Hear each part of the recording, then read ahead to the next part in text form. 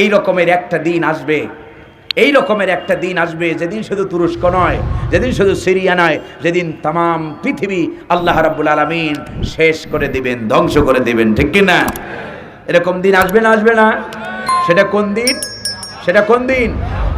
কিয়ামতের দিন কোন দিন? কয় যে শুক্রবার। আপনার জানা আছে কোন শুক্রবার, কোন দিন জানা আছে? আল্লাহর কাছে জানা আছে, ঠিক কি না? আল্লাহ জানেন না, জানেন না? আল্লাহ তাআলা বলছেন ইয়াসআলুনাকা আনিস সাআ, হে রাসূল, নবীর হে রাসূল, লোকেরা আপনার কাছে আইসা জিজ্ঞেস করবে কিয়ামত সম্পর্কে, কিয়ামত সম্পর্কে জিজ্ঞেস করবে।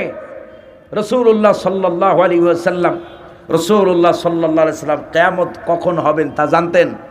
জানতেন। আল্লাহ রাব্বুল আলামিন রাসূল সাল্লাল্লাহু আলাইহি ওয়াসাল্লামকে জানান। রাসূল সাল্লাল্লাহু আলাইহি ওয়াসাল্লাম তাই জানতেন। অনেকে আমাদের দেশের অনেক মৌলবীরা আছে রাসূলুল্লাহ গায়েব জানতেন। গায়েবের ওয়াইন, আল্লাহর গায়েবের একমাত্র চাবিকাঠি কার হাতে? হ্যাঁ, রাসূলুল্লাহ সাল্লাল্লাহু আলাইহি ওয়াসাল্লাম তাই জানতেন। আল্লাহ রাব্বুল আলামিন রাসূলকে যা জানাতেন, ঠিক কি না? রাসূলুল্লাহ সাল্লাল্লাহু আলাইহি ওয়াসাল্লাম মা ইয়ানতিকু আনিল হাওয়া ইন হুয়া ইল্লা ওয়াহয়ু ইউহা।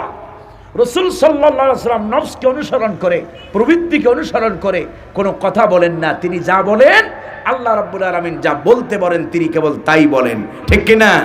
সম্মানিত হাজিরিন, তো যাই হোক, সেই রকমের যেদিন কিয়ামত সংঘটিত হবে তার একটা দৃশ্যপট আমি যেই সূরা আপনাদের খেদমতে তেলাওয়াত করেছি, আল্লাহ রাব্বুল আলামিন সেই কিয়ামতের একটি দৃশ্যপট আমাদের সামনে অঙ্কন করেছেন। জোরে কন্যা সুবহানাল্লাহ। বিশ্বনবী সাল্লাল্লাহু আলাইহি ওয়াসাল্লাম তিনি বলতেন, যদি কোনো ব্যক্তি স্বচক্ষে কিয়ামতের দৃশ্যগুলো অবলোকন করতে চায়, সেজন্য সূরা আল ইনফিতার অধ্যয়ন করে। কন্যা সুবহানাল্লাহ। শুরু হচ্ছে সেখান থেকে আলোচনা। আল্লাহ রাব্বুল আলামিন কিয়ামত যখন সংঘটিত হবে, কিয়ামত যখন সংঘটিত হবে তার দৃশ্যপট আল্লাহ তাআলা কিছুটা এই সূরায় তুলে ধরেছেন। আল্লাহ রাব্বুল আলামিন বলেন, ইযাস সামাউ ফাতারাত ওয়া ইযাল কাওয়াকিবু ইনতাসারাত ওয়া ইযাল বিহারু ফুজ্জিরাত। আল্লাহ তাআলা বলছেন, স্মরণ করো সেই সময়ের কথা। ইযাস সামাউ ফাতারাত, যখন আকাশ সমূহ বিদীর্ণ হবে, ফেটে যাবে। আকাশ কি হবে? ফেটে যাবে। ইযাস, আরেক জায়গায় আসছে ইযাস সামাউ শাক্কাত, সূরা ইনশিকাকে। ইযাস সামাউ শাক্কাত, যখন আকাশ ফেটে চুরমার হয়ে যাবে, বিদীর্ণ হয়ে যাবে, ফেটে চুরমার হবে। আকাশ ফেটে যাবে, এটা কি স্বাভাবিক ব্যাপার? আকাশ কি হবে? আপনার ঘরের ছাদ যদি ফাটল ধরে, আপনি কি এটা স্বাভাবিকভাবে নেন? আল্লাহ রাব্বুল আলামিন, আকাশ ফেটে যাবে, কি বিভৎস দৃশ্য চিন্তা করা যাবে না। স্বাভাবিকভাবে আপনার মেমোরিতে এটা ধরবে না। এই আকাশ, আকাশ কয়টা? আকাশ কয়টা? 7টা। সাবআ সামাওয়াত, সাবআ, 7টা আসমান। আল্লাহ তাআলা বলছেন, ইযাস সামাউ ফাতারাত, যখন আকাশ সমূহ বিদীর্ণ হবে, ফেটে যাবে। এই আকাশ, আপনি আমি আকাশ সম্পর্কে রাসূলুল্লাহ সাল্লাল্লাহু আলাইহি ওয়াসাল্লাম যে ধারণা দিয়েছেন, বিশ্বনবী সাল্লাল্লাহু আলাইহি ওয়াসাল্লাম, এক একটা আকাশ, এক একটা আকাশ এক একটার তুলনায় এত বড়। দুনিয়ার প্রথম আকাশের তুলনায় দ্বিতীয় আকাশের তুলনায় প্রথম আকাশ এত ছোট। বিশ্বনবী সাল্লাল্লাহু আলাইহি ওয়াসাল্লাম বলতেন যে তোমাদের হাতের আংটির মতো হলো প্রথম আকাশ দ্বিতীয় আকাশের তুলনায়। কন্যা সুবহানাল্লাহ। তাহলে দ্বিতীয় আকাশ কত বড়? তাহলে দ্বিতীয় আকাশের তুলনায় তৃতীয় আকাশ কত বড়? এই আকাশগুলো আল্লাহ তাআলা বলছেন, ইযাস সামাউ ফাতারাত, আকাশ সমূহ বিদীর্ণ হবে, ফেটে যাবে। আকাশ যখন ফেটে যাবে, আকাশের ভিতরে থাকে হলো আকাশ আল্লাহ সাজাইছেন কি দিয়া? ওয়ালাকাদ যায়্যানাস সামাআদ দুনিয়া বিজিনাতিল কাওয়াকিব। আল্লাহ রাব্বুল আলামিন বলেন, অবশ্যই অবশ্যই আমি আকাশটাকে সাজিয়ে দিয়েছি অসংখ্য তারকা পুণ্য দিয়ে, অসংখ্য তারকারাজি দিয়ে আমি আল্লাহ তাআলা আকাশ সাজিয়ে দিয়েছি। এই তারকারাজির ব্যাপারে আকাশ যখন ফেটে যাবে, আল্লাহ তাআলা বলেন, ওয়া ইযাল কাওয়াকিবু ইনতাসারাত, আকাশ যখন ফেটে যাবে তারকারাজিগুলো সব বিক্ষিপ্ত হয়ে জমিনের ভিতরে আশ্রে পড়বে। সুবহানাল্লাহ। চিন্তা করেন, আকাশ ফেটে যাবে, তারকা নক্ষত্ররাজিগুলো সব জমিনের ভিতরে এক একটা আশ্রে পড়বে। ওয়াইদাল কাওয়াকিবু তাসারাত, ওয়াইদাল কাওয়াকিবু তাসারাত, যখন নক্ষত্ররাজিগুলো সব ধসে ধসে যখন বিক্ষিপ্ত আকারে ছড়িয়ে ছিটিয়ে পড়বে, আকাশ ফেটে যাবে, নক্ষত্ররাজি খসে পড়বে। আপনার কাছে নক্ষত্রের ব্যাপারে আপনার ধারণা কি? নক্ষত্রের ব্যাপারে আপনি কি মনে করেন যে নক্ষত্র এই যে আকাশের ভিতরে আপনার এত সুন্দর ছোট ছোট তারা দেখা যায়, আপনি কি মনে করেন যে এই যে আমাদের ছেলেরা যে আতশবাজি ফুটায় আতশবাজির মতো তারকাগুলা? পৃথিবী থেকে সূর্য কত লক্ষ গুণ বড়? 13 লক্ষ গুণ। কত লক্ষ গুণ? পৃথিবী থেকে সূর্য 13 লক্ষ গুণ বড়। এই রকমের হাজারো লাখো কোটি মিলিয়ন বিলিয়ন ট্রিলিয়ন সূর্য খায়া ভস্ম করে দিতে পারে আল্লাহ রাব্বুল আলামিনের সৃষ্টি একটা মাত্র তারকা। কন্যা সুবহানাল্লাহ। তাহলে কত বড় বিশাল তারকার বিশালতা কত, এটা আপনার আমার মেমোরিতে ধরবে না। আল্লাহ তাআলা বলেন ওয়াইদাল কাওয়াকিবু তাসারাত, যখন নক্ষত্ররাজিগুলো সব বিক্ষিপ্ত হয়ে পড়বে, নক্ষত্ররাজি খসে পড়বে, বিক্ষিপ্ত হয়ে পড়বে। রাশিয়ার বিজ্ঞানীরা, রাশিয়ার পাঠানো মহাকাশযান বেশ কিছু বছর, কয়েক বছর আগে রাশিয়ার পাঠানো মহাকাশযান, রাশিয়ার বিজ্ঞানীরা পৃথিবীতে বসে তারা দেখলো যে রাশিয়ার পাঠানো মহাকাশযান সেখানে আপনার মহাকাশে ত্রুটি দেখা দিয়েছে, যে কোনো মুহূর্তে পৃথিবীর উপরে আছড়ে পড়বে, যে কোনো মুহূর্তে পৃথিবীর উপরে কি হবে? পড়বে। এখন রাশিয়ার পাঠানো ছোট্ট একটা মহাকাশযান পৃথিবীর যে কোনো প্রান্তে যে কোনো মুহূর্তে পড়তে পারে। এই সংবাদ যখন প্রচারিত হলো তখন তাম পৃথিবীর রাষ্ট্রগুলো সব পেরেশান, সমস্ত বিজ্ঞানীরা পেরেশান। না জানি কার মাথার উপরে পড়ে, না জানি কোন দেশের উপরে পড়ে, না জানি কোন সর্বনাশটা হয়। ভাইরা আমার, রাশিয়ার পাঠানো ছোট্ট একটা, আমি আপনাদেরকে দৃষ্টান্ত দেওয়ার জন্য বুঝালাম, বলছি রাশিয়ার পাঠানো ছোট্ট একটা মহাকাশযান পৃথিবীতে পড়বে, এই পেরেশানিতে তাম দুনিয়া হস্তুর হয়ে গেছে। আর আল্লাহ রাব্বুল আলামিন বলেন ওয়াইদাল কাওয়াকিবু তাসারাত, আকাশ মণ্ডলী থেকে তারকারাজিগুলো খসে পড়বে, বিক্ষিপ্ত হয়ে ছড়িয়ে ছিটিয়ে পড়বে। সেই দৃশ্যটা স্বাভাবিক না অস্বাভাবিক? কেমন কেমন দৃশ্য সেটা সামনে আসবে। সম্মানিত হাজিরিন, আকাশ থাকবে না তার জায়গায়, এরপরে তারকারাজিগুলো বিক্ষিপ্ত হয়ে যাবে। এই তারকার সাথে সম্পর্ক রয়েছে চাঁদের সাথে, সূর্যের সাথে, তারকার সাথে সম্পর্ক রয়েছে পানির, কিসের? পানির, সমুদ্রের, নদী নালার সমস্ত। যখন তারকারাজিগুলো সব বিক্ষিপ্ত হয়ে পড়বে, আকাশ যখন ফেটে যাবে, আল্লাহ রাব্বুল আলামিন বলেন ওয়াইদাল বিহারু ফুজ্জিরাত, তখন সমুদ্রগুলো সব উদ্বেলিত হবে। আমাদের দেশে আপনারা বুঝবেন স্বাভাবিকভাবে, এই বরিশালে এটা তো নদীমাতৃক অঞ্চল। আমাদের দেশে কথা আছে না যে পূর্ণিমার জোয়ার, পূর্ণিমার সময় কি আসে? পানি বাড়ে না কমে? পানি, তার মানে হলো পূর্ণিমার চাঁদ ওঠে জমিনে না আকাশে। তার মানে হলো চাঁদের সাথে সমুদ্রের কানেকশন যে একটা আছে, এটা বোঝা যায় না?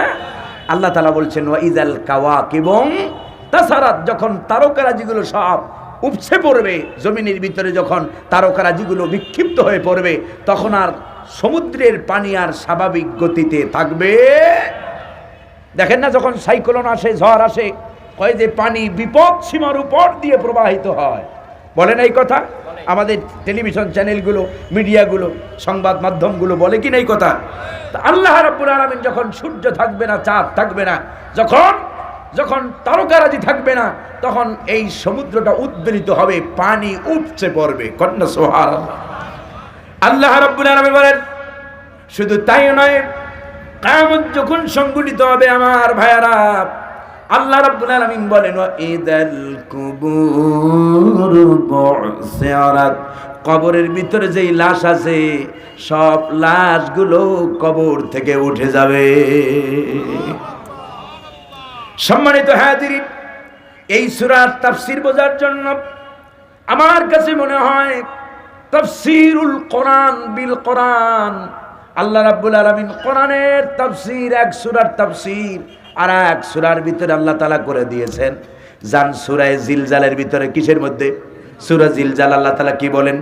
ইযা সুলসিলাতিল আরদু জিলজালাহা ওয়া আখরাজাতিল আরদু আথকালাহা ওয়া ক্বালাল ইনসানু মা লাহা। আল্লাহু আকবার। খারাপ লাগতেছে আপনাদের? কোরআন শুনতে খারাপ লাগে? ইমানদার, যার কলিজার মধ্যে ঈমান আছে, যার কলিজার মধ্যে ঈমানদারদের রক্ত প্রবাহমান, তাদের কোরআন শুনতে খারাপ লাগার কথা নয়, ঠিক কি না? খারাপ কেবল তাদেরই লাগে যাদের মাথা ধরে দুনিয়ার কাছে বিক্রি করে দিয়েছে, ঠিক কি না? যারা ঈমানদার তাদের কখনো কোরআন শুনতে খারাপ লাগে না, তারা কোরআনের পক্ষে থাকে, ঠিক কি না? কখনো কোরআনের বিপক্ষে তাদের অবস্থান হয়। আল্লাহ রাব্বুল আলামিন বলেন ইযা সুলসিলাতিল আরদু জিলজালাহা। আল্লাহ রাব্বুল আলামিন বলেন স্মরণ করো সেই সময়ের কথা যখন জমিন প্রচন্ড বেগে জমিনটা প্রকম্পিত হবে। জমিনের ভিতরে ইসরাফিলের সিংহার ফুৎকারের কারণে জমিনের ভিতরে একটা প্রকম্পন তৈরি হবে, যাকে ইংরেজিতে বলে আর্থকুয়াক, বাংলায় বলে ভূমিকম্প। কি তৈরি হবে? ইযা সুলসিলাতিল আরদু জিলজালাহা। কোরআন শরীফে ভূমিকম্পের নামে একটা সূরা আছে, কন্না সুবহানাল্লাহ। কোন সূরা? এই সূরা জিলজাল। সূরা জিলজালের অর্থ কি? ভূমিকম্প। জিলজালের অর্থ কি? ভূমিকম্প। আল্লাহ রাব্বুল আলামিন যখন ভূকম্পন সৃষ্টি করবেন, ইসরাফিল আলাইহিস সালাম যখন সিংহায় ফুৎকার দিবেন, তখন জমিনের ভিতরে একটা কি শুরু হবে? ভূমিকম্প তৈরি হবে, ভূকম্পন সৃষ্টি হবে। এমন ভূকম্প যা যা পৃথিবী কোশ্চেন কালো কোনোদিন সেই ভূকম্পন চোখে দেখে। তুরস্কে ভূমিকম্প হলো মাত্র অনলি 7.8, মানে 7.8 মাত্রার ভূমিকম্প হয়েছে, তাতেই শেষ। আমাদের দেশের জন্য বিজ্ঞানীরা বলতেছেন, কোন বিজ্ঞানীরা বলতেছেন যে বাংলাদেশে নাকি 8 মাত্রায় হবে। কয় মাত্রায়? তাহলে বাংলাদেশের অবস্থা কি হবে? বিল্ডিংয়ে পারে না, অ্যাপার্টমেন্ট ব্যবসায়ীরা পারে না যে রডের পরিবর্তে বাঁশ ঢুকিয়ে দিতে, বুঝেন নাই? যদি 8 মাত্রার ভূমিকম্প বাংলাদেশে হয়, তাহলে ঢাকা শহরের ওনারা কি এর ছাতা মাথা কি এর জরিপ করে যে 25%, আমার তো মনে হয় 75% বিল্ডিং সব ভেঙে চুরমার হয়ে যাবে, ঠিক কি না? মানুষ যে কত লাখ বলবো না, মানুষ যে কত মারা যাবে, মানুষ যে কত শেষ হয়ে যাবে, তা একমাত্র আল্লাহই ভালো জানে, ঠিক কি না? এই জন্য জাতি ঐক্যবদ্ধভাবে সবাই মিলে আল্লাহর কাছে তওবা করা দরকার, ঠিক কি না? কারণ তওবা করলে পরে আল্লাহ তাআলা আযাব দেবেন না, এটা আল্লাহ ওয়াদা করেছেন। কন্না সুবহানাল্লাহ। আল্লাহ রাব্বুল আলামিন বলেন ওয়ামা কানাল্লাহু মুআযযিবাহুম ওয়া হুম ইস্তাগফিরুন। আল্লাহু আকবার। আল্লাহ তাআলা সেই জাতির আযাব দেন না যেই জাতি ইস্তেগফার করে। যেই জাতি কি করে? ইস্তেগফার মানে আল্লাহর কাছে ক্ষমা চায়। আল্লাহর কাছে কি চায়? সবাই মিলে আসেন আল্লাহর কাছে তওবা করেন, ইস্তেগফার করেন যে মালিক অনেক অপরাধ আমরা করেছি। যেই দেশের ভিতরে জেনার লাইসেন্স দেওয়া হয়, মদের অ্যাপ্রেস দেওয়া হয়, সেই জাতির উপরে এই রকম ভূমিকম্প আসবে, তাতে লা শাক্কা ফিহি ওয়ালা রাইবা ফিহি, ঠিক কি না? মদ বেচা কত টাকা ইনকাম হয় সেই সংবাদ টেলিভিশন চ্যানেলে প্রচার করা হয়। কয়দিন আগে করে নাই? কি যেন নাম? কেরু। মনে আছে আপনাদের? হ্যাঁ, কেরুর কথা মনে পড়ে? ভাইরা আমার, মদ বিক্রি করে কত কোটি টাকা ইনকাম করো, আল্লাহ ইচ্ছা করলে একটা জলোচ্ছ্বাস দিয়া, বন্যার পানি দিয়া সব ধসায় দিতে পারে না? পারে না? কেন দেয় না? কার কারণে? কয় যে কার কারণে সিন্নি খাইলা মোল্লা ছিল্লা না। কেন দেয় না? তা তো তোমরা বুঝবে না কেন দেয় না। গভীর রজনীতে প্রতিটি অলিতে গলিতে আল্লাহ কোরআনের ছাত্ররা, তালেবে ইলম, হেফজ করার ছাত্রগুলো আল্লাহর কালাম পড়ে, ঠিক কি না? এই দেশে করোনা অন্য কোনো কারণে আসে নাই, শুধু রব্বে কারীমের কোরআন পড়ার কারণে, ঠিক কি না? গভীর রজনীতে হেফজখানাগুলো, নুরানি মাদ্রাসাগুলো, মক্তবগুলো থেকে কোরআনের তেলাওয়াত আসে না, আসে না?